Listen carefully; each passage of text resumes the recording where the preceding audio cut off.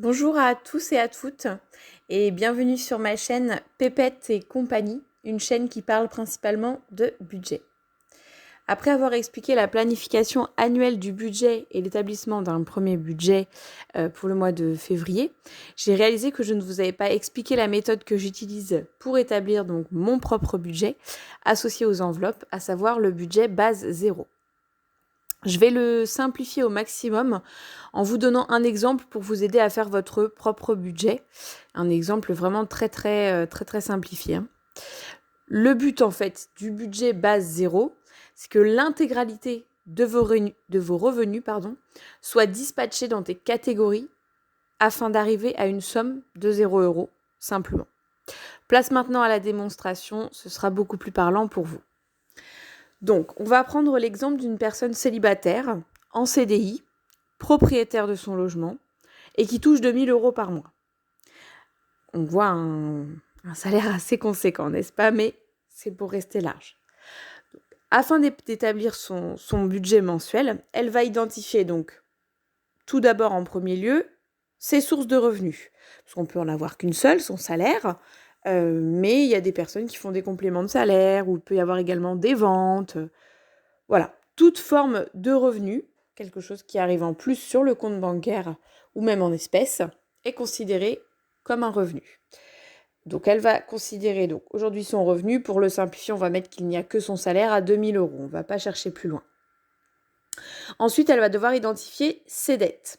Donc, on a dit qu'elle était propriétaire de son logement. Donc, elle a un crédit immobilier actuellement, qui est donc, on l'a mis à 400 €. Et elle a une voiture sur laquelle elle a un crédit automobile de 150 €. Donc, ce qui nous fait un total de dette, de crédit en cours, de dette, de 550 €. Ensuite, après cela, on va identifier quelles sont les charges fixes. Donc, étant donné qu'on a un logement, on a de l'eau pour un montant de 50 €, l'électricité pour un montant de 150 €, elle a son forfait téléphone à 20 €, sa box internet télé à 30 €, l'assurance de sa maison à 30 € également, et l'assurance de sa voiture à 50 €. Souvent, les charges fixes, c'est ce qui va être en prélèvement automatique, entre guillemets. Il y a beaucoup de personnes en tout cas qui font ça en prélèvement automatique, ce qui est mon cas également. Il y a beaucoup de choses qui pour moi sont en prélèvement automatique. Donc voilà, ça peut vous aider pour y voir plus clair. C'est en gros voilà, ce qui est censé être prélevé tous les mois automatiquement. Et donc là, pour notre exemple, on arrive à des charges fixes d'un montant total de 330 €. Ensuite, on va avoir tout ce qui va être charges variables. Tout ce qui ne va pas être forcément prélevé automatiquement et qui peut varier en fonction peut-être des montants que vous recevez en termes de revenus. Donc en charge variable, j'ai fait quelque chose de très simple. Essence à 200 €, courses à 400 €, soit 100 € par semaine, et un budget pour sorties, loisirs, vêtements, etc. J'ai tout regroupé, 200 €. Donc, ce qui nous fait un total pour les charges variables de 800 €. Quand on fait la soustraction de tout ça, c'est-à-dire les revenus moins les dettes, moins les charges fixes et moins les charges variables, il nous reste un petit delta de 320 €. Donc, cette personne-là a la chance de pouvoir avoir un reste à la fin du mois pour se constituer une épargne. Donc, je l'ai constitué de cette manière pour les épargnes. Santé, 70 €. Un nouveau téléphone, 100 € et des vacances, 150 €. Voilà pour le montant des épargnes. Donc, 320 € à dispatcher dans les épargnes. Et donc, si on fait le calcul final, c'est-à-dire les revenus qu'on a dit à 2 000 €, moins les dettes qui sont à 550 €, moins les charges fixes à 330 €, moins les charges variables à 800 €, moins l'épargne à 320 €, on arrive bien à un montant total de 0 €. C'est-à-dire que cette personne a réussi à établir dans son budget, en prenant en compte à la fois ce qu'elle est obligée de payer et ce qu'elle peut avoir comme argent disponible pour se faire plaisir et pour épargner. Elle a réussi à le dispatcher dans l'ensemble des catégories afin d'arriver à la fin du mois à 0 €.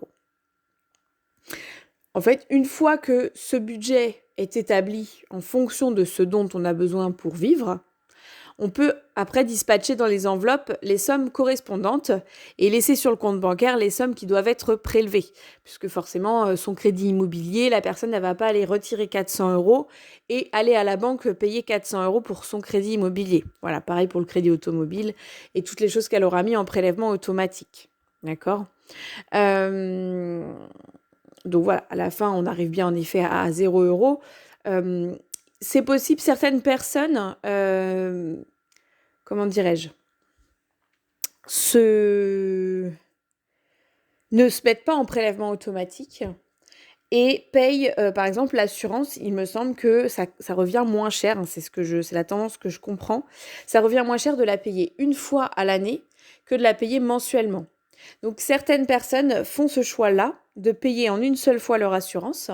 Donc, tous les mois, elles mettent l'assurance automobile de côté sur un autre compte bancaire, par exemple un livret A, et une fois à l'année vont le payer. Mais ça, elles le mettent néanmoins dans les charges fixes, même si ce n'est pas un prélèvement automatique, puisque c'est quelque chose qu'on est obligé de payer. Donc il faut le prévoir.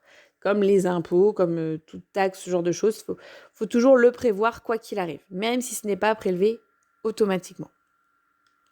Donc, pour résumer, si vous souhaitez vous lancer vous aussi dans cette aventure de budget base zéro, vous devez donc déterminer l'ensemble de vos revenus, quelles sont vos dettes, quelles sont vos charges fixes, quelles sont vos charges variables, et s'il y a du reste, éventuellement, qu'est-ce que vous souhaiteriez avoir en épargne ? Est-ce que vous avez besoin de partir en vacances ? Est-ce que vous avez besoin d'un nouveau téléphone, d'une nouvelle voiture, de travaux chez vous, etc., etc. Et de dispatcher le restant dans ces petites enveloppes d'épargne.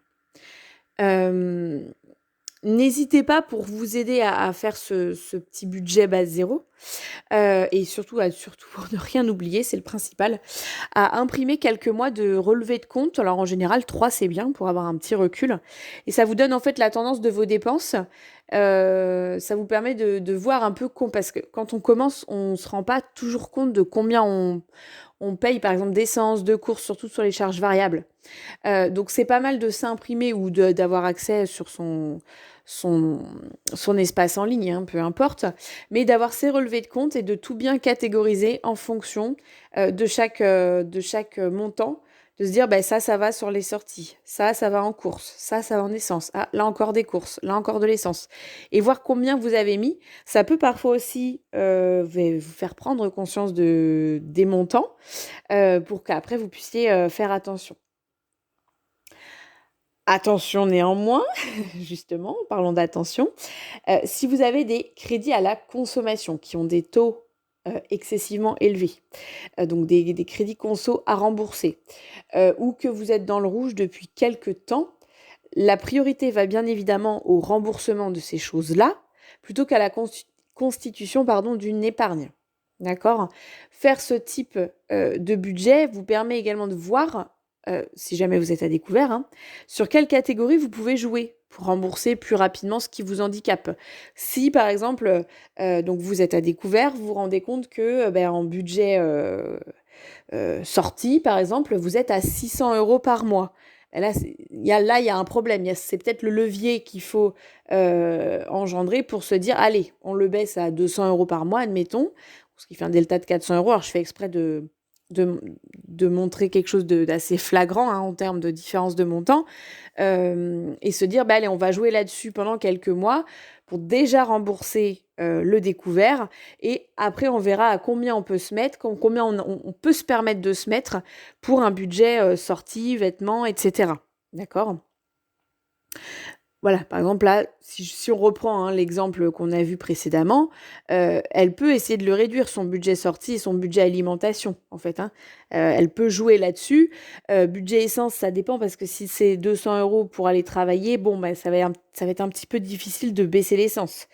Mais les courses, voilà, on peut peut-être essayer de faire attention, trouver des méthodes pour payer un peu moins cher. Et les sorties, essayer de voir peut-être les personnes plutôt chez nous, plutôt qu'à l'extérieur. Enfin, voilà, ça c'est des leviers sur lesquels on peut jouer facilement.